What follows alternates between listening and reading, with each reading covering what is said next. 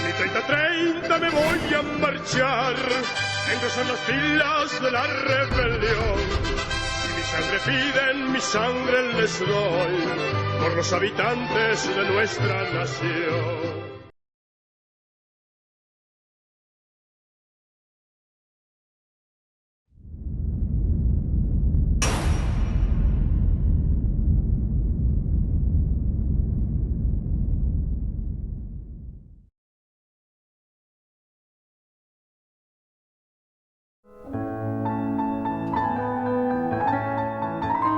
José Clemente Orozco, Diego Rivera y David Alfaro Siqueiros vivieron y pintaron durante varias ocasiones en los Estados Unidos durante la década de los 30.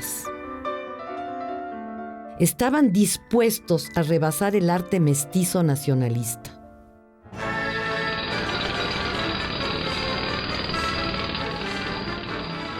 Los avances técnicos científicos que hallaron en Estados Unidos los tenían cautivados. Especialmente atrayente les parecía el tema de la estética de la máquina como concepto de transformación, de trabajo y de efectividad relativo a la utopía del progreso, cuyo valor central sigue siendo Time is Money. Temática marcada por el vértigo de la velocidad y la atracción por la guerra. Las experiencias personales de cada uno de estos artistas en Estados Unidos generaron novedosos mestizajes plásticos.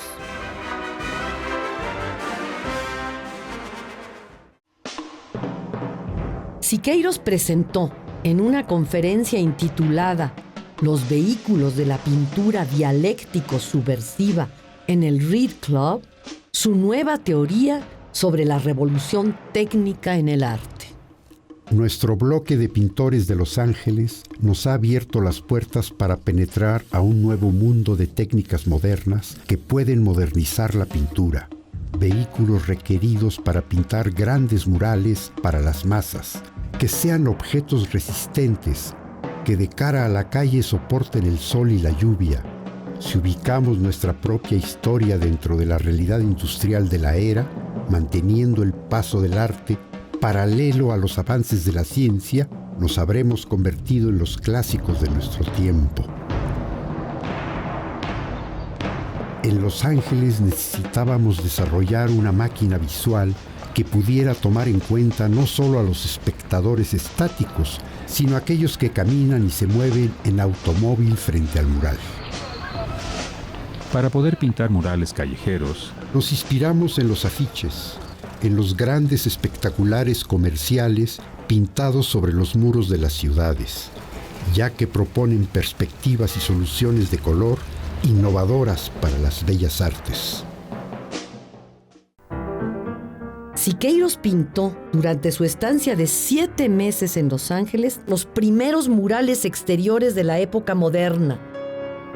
El primer mural fue patrocinado por The New York School for Social Research de Los Ángeles, encabezado por Arthur Millet.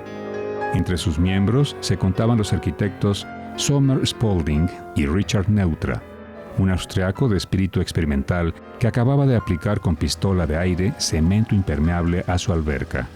Este le recomendaba a Siqueiros: abandona la tradicional mezcla de cal y arena para pintar muros al fresco, y mejor pinta sobre concreto.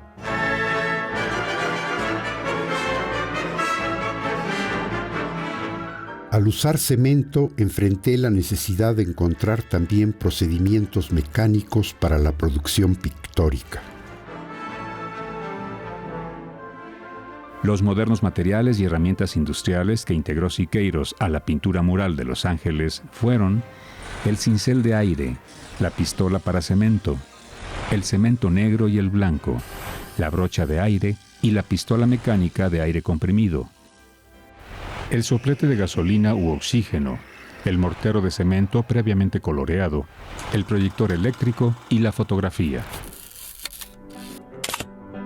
La fotografía es un colaborador formidable dentro del proceso pictórico. Sus pinturas se inspiraban en documentos fotográficos.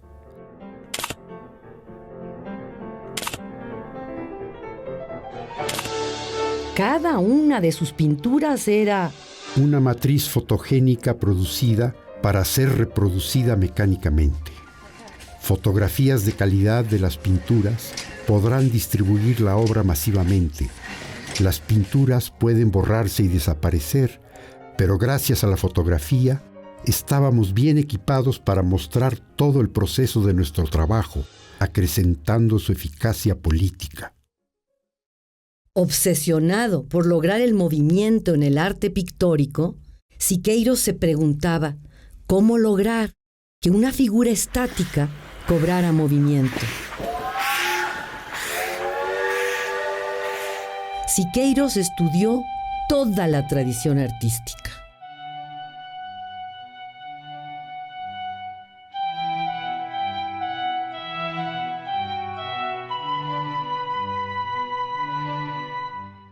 Abrevó, por supuesto, en las fuentes de Muybridge.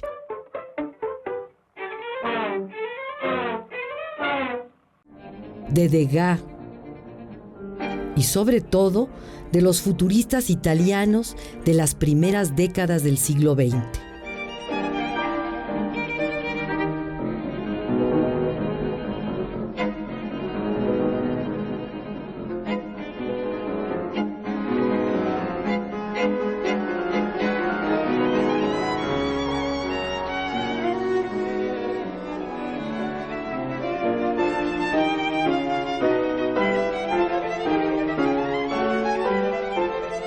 Su amigo Carlo Carrà lo impresionó por los ángulos, líneas y círculos de tensión que había pintado en su época futurista. Para animar las figuras pintadas, lo inspiraron definitivamente los dibujos animados de Disney, pero con una diferencia. Al contrario de las animaciones de Disney, donde el movimiento secuenciado proviene de una serie de imágenes proyectadas rápidamente sobre la pantalla ante un espectador estático, en las pinturas de Siqueiros sería el ritmo y el movimiento del espectador el switch que encendiera el mecanismo dinámico que les da secuencia. Siqueiros en Los Ángeles rebasó las reglas de la perspectiva renacentista, generando un espacio fotogénico y una composición poliangular. Un método que perfeccionará en el transcurso de su vida, embarcándose en un proceso experimental innovador.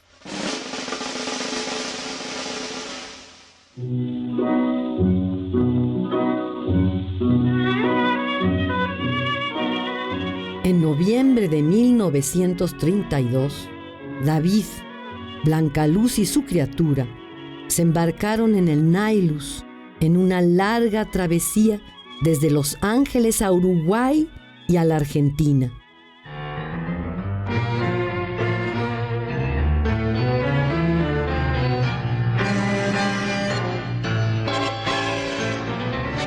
Siqueiros y un equipo poligráfico conformado por artistas argentinos pintaron en 1933 en Buenos Aires, en un anexo de la finca del potentado de la prensa argentina, Natalio Botana, un ciclo mural cubriendo todo el espacio arquitectónico de 90 metros cúbicos.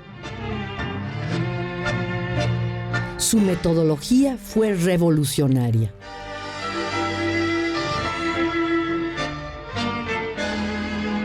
Usamos los elementos mecánicos que habíamos experimentado en Los Ángeles.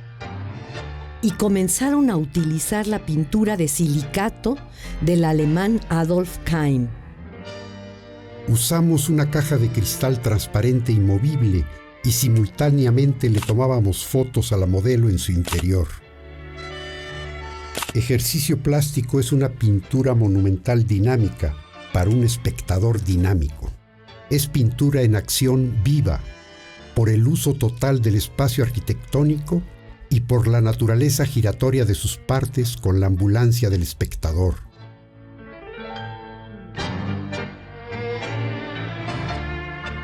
Desde 1932, Siqueiros fue construyendo su método cinético poliangular. Su meta era lograr una nueva forma artística que integrara la pintura monumental con la cinematografía. Ejercicio plástico activa un fenómeno óptico, la magia visual. Es el único mural de Siqueiros que no trata un tema político. En Uruguay y Argentina, Siqueiros sigue su lucha contra el fascismo y la guerra, como lo expresa en su cuadro Alegoría de María Ayaraz Miranda de Terra. La figura central de este pequeño cuadro es una mujer con la suástica en el cuello, que retrata a la esposa cómplice del presidente golpista de Uruguay, Gabriel Terra, que se levantó en armas contra el demócrata Baltasar Brum. Es notoria su indiferencia ante los horrores de la discriminación, la traición y la guerra que la rodean.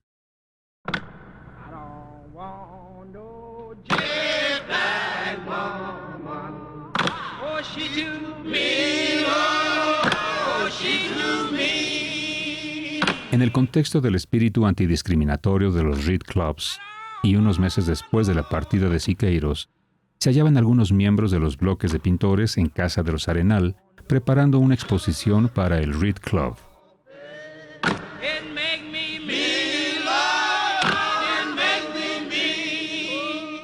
Se trataba de que cada uno de los artistas realizara su propio reporte visual sobre el racismo, y en especial de criticar el reciente e injusto juicio de Scottsboro, por el que 9 jóvenes negros eran sentenciados, acusados de violar a una mujer blanca. En eso estaban cuando llegó la policía. El capitán William F. Haynes, del Red Squad, mandó fusilar todas y cada una de las obras de los artistas, y luego las tiraron a la basura.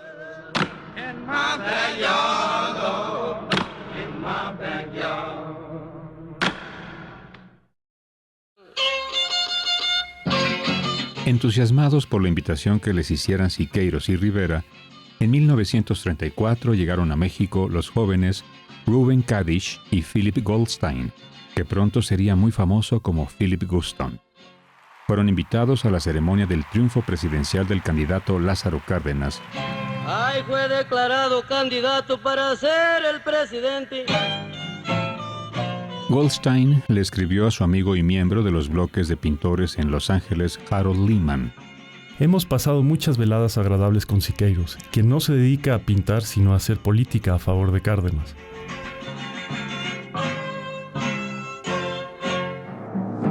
Los jóvenes tuvieron la oportunidad de pintar un mural en la Universidad de Morelia.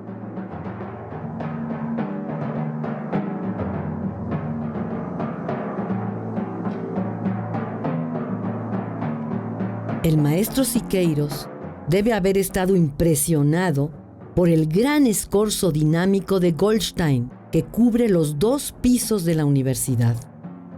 Figura cuya cintura y nalgas son una verdadera máquina de formas concéntricas articuladas como en el Cristo de Olvera, como en el Prometeo de Orozco y como en una obra extraordinaria pintada por David en América del Sur, Víctima proletaria.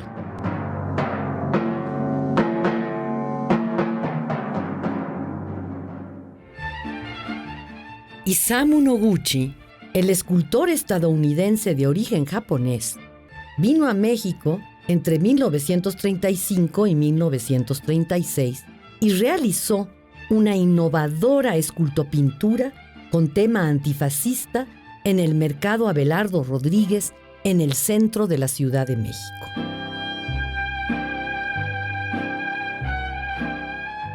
Siqueiros lo había impresionado profundamente, sobre todo por sus experimentos con cemento y otros materiales y herramientas industriales.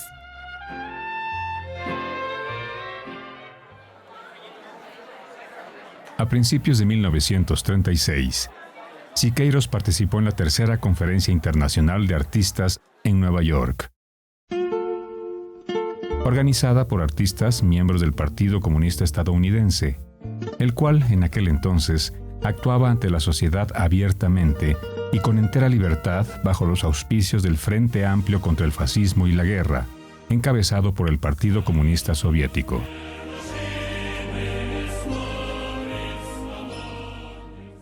Siqueiros estaba en Nueva York para poner en práctica lo que escribió en el manifiesto que redactó en un viaje anterior en 1934, hacia la transformación de las artes plásticas. Siqueiros estaba de vuelta en los Estados Unidos. Había entrado al país de manera ilegal. Era un indocumentado. Tenía en contra a los trotskistas, cada vez más populares en Nueva York, esa ciudad monumental que se había convertido en la nueva meca del arte moderno. Y a pesar de la adversidad que hallé, como en otras muchas ocasiones de mi vida, me puse a trabajar. 15 días de agitación entre los círculos de intelectuales en Nueva York bastaron para dar vida al núcleo inicial y el trabajo surgió en un gran bodegón ubicado en el número 5 oeste de la calle 14 en Union Square, donde el Siqueiros Experimental Workshop había sido creado.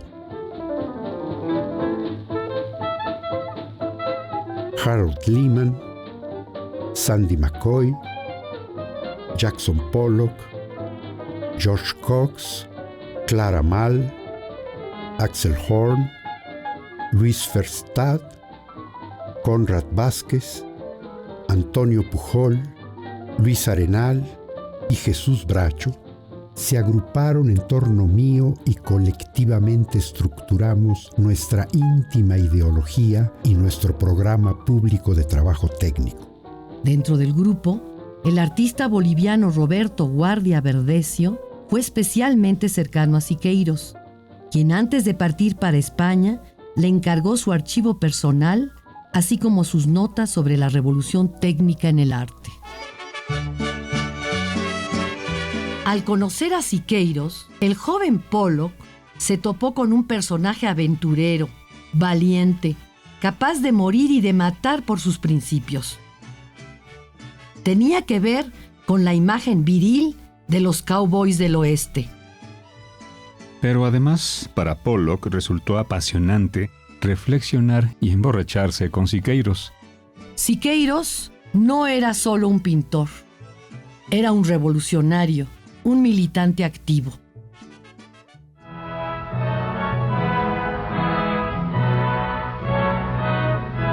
El taller de Manhattan se dedicó a preparar arte de propaganda para el Partido Comunista Estadounidense en las elecciones de 1936, en las que competían Earl Browder y James Ford como candidatos a presidente y vicepresidente.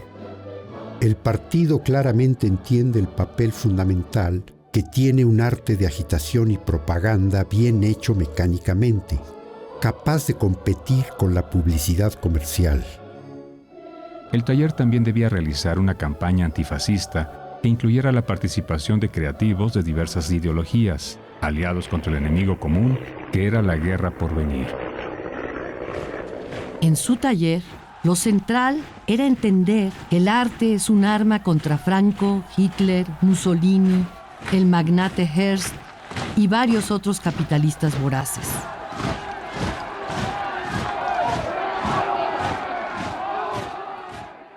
Desde Nueva York, Siqueiros le escribía al mismo tiempo a sus amadas María Asúnzolo, su exesposa Blanca Luz y Angélica Arenal.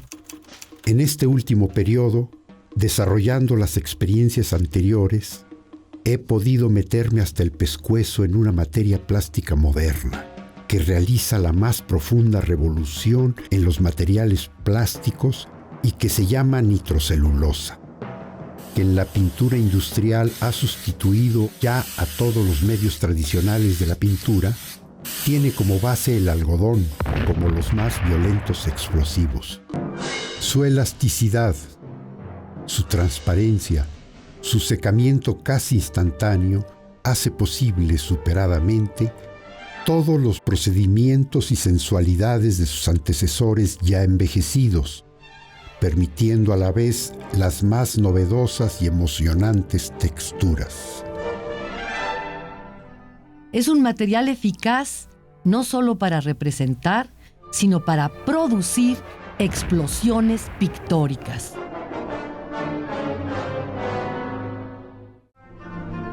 Ya en este taller experimental de Nueva York, hemos podido encontrar algo maravilloso, solo semejante al misterio de la creación biológica, al secreto de las configuraciones geológicas, al misterio de la creación entera, mediante el uso de simples superposiciones de colores que por absorción, en un tremendo e inexplicable maridaje, producen los más extraños y gloriosos fenómenos plásticos.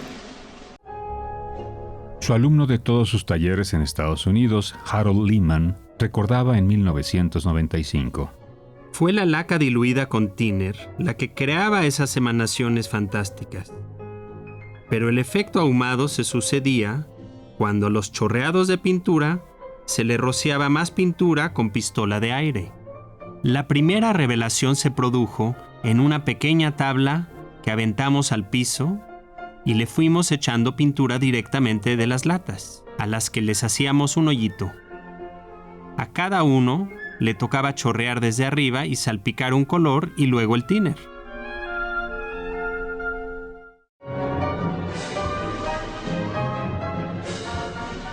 Pudimos crear lo más insospechado y dinámico, y sobre todo, un dinamismo tumultuoso de tempestad. Esa cosa organizada que surge desde quién sabe qué leyes inconscientes. En el Siqueiros Experimental Workshop, comenta Lehman. Dejamos de hacer pintura de caballete. Siqueiros declaró que ésta estaba muerta. Además, sustituimos al madero con pelos, como llamaba Siqueiros a los pinceles, y movíamos la pintura con palos, o la rociábamos sobre esténciles y patrones, trabajando sobre superficies de madera, metal, arena y papel, o sobre muros de concreto y hasta en superficies completamente extrañas al arte, como carros alegóricos y pantallas de seda. Recuerdo ir con Siqueiros a comprar los mismos colorantes que se utilizaban para pintar coches en la Valentine Paint Company en la calle 25. La pintura la aplicábamos en capas delgadas o construida en empastes gruesos. La chorreábamos, la salpicábamos y la rociábamos a presión, directamente sobre el espacio pictórico. Esta se secaba y se endurecía rápidamente, casi al instante, y podía ser removida a voluntad, cortada, raspada o tachada y rayada. Con este material pictórico pudimos modelar formas en relieve precursoras de la escultopintura. Después de chorrear y aventar pintura sobre una superficie, a veces el diseño surgía de las mismas formas caprichosas que habían quedado en el soporte. Sobre este diseño inconsciente, trazábamos el diseño realista utilizando el proyector de cine, cortábamos y pegábamos esténciles en varias formas, sobre todo curvas y triangulares, y lo rociábamos de nuevo con la brocha o con la compresora. Había una sensación de exaltación en el Siqueiros Experimental Workshop por las nuevas e inesperadas posibilidades de los experimentos que llevaban a cabo por vez primera en la historia del arte moderno. Siqueiros retaba a los jóvenes artistas americanos a que rebasaran con sus obras el campo del arte europeo, en pos del hallazgo de la tradición americana y del dinamismo propio del nuevo continente. Es irónico que el estilo del famoso expresionista abstracto Jackson Pollock se estructurara en el taller de un artista mexicano en Estados Unidos. Pollock, un rebelde en tiempos de guerra, negó después de 1945, en que fue reconocido por magnates y críticos poderosos como el campeón de los artistas estadounidenses, la simpatía y la admiración activa que en su tiempo le profesó al movimiento internacional comunista que Siqueiros representaba.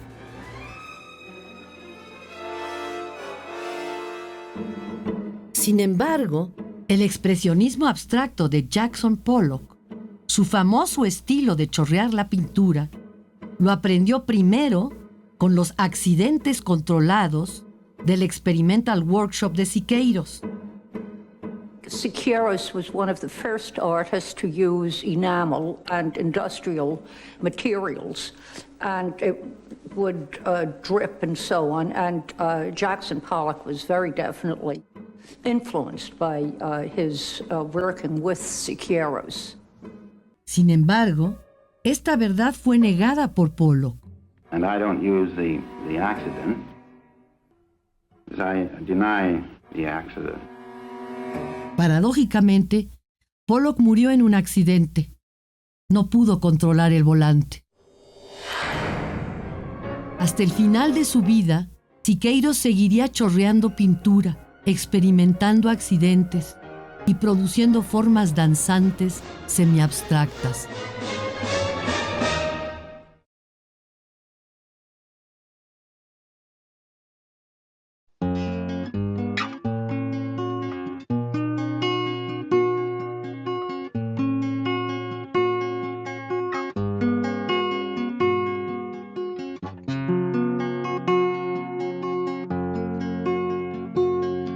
La brisa que está soplando viene fresca de los montes y en su movimiento lleva las mujeres y los hombres, las mujeres y los hombres y sus voces descontentas y los gritos de esta gente que ha trabajado la tierra. Alce el vuelo, compañera, y enrédese en esta brisa. No lo dude, que es buen paso, y al buen paso darle prisa.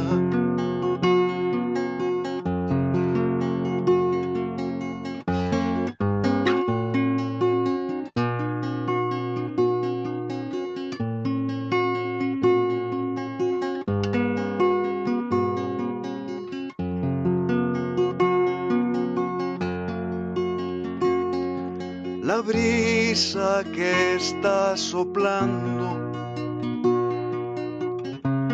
trae voces de este pueblo que ha comenzado a quitarse la cobija de los sueños, la cobija de los sueños. Se la aparta de la frente y la luz revolotea en los ojos de esta gente. Alce el vuelo, compañera, y enrédese en esta brisa. No lo dude, que es buen paso, y al buen paso darle prisa.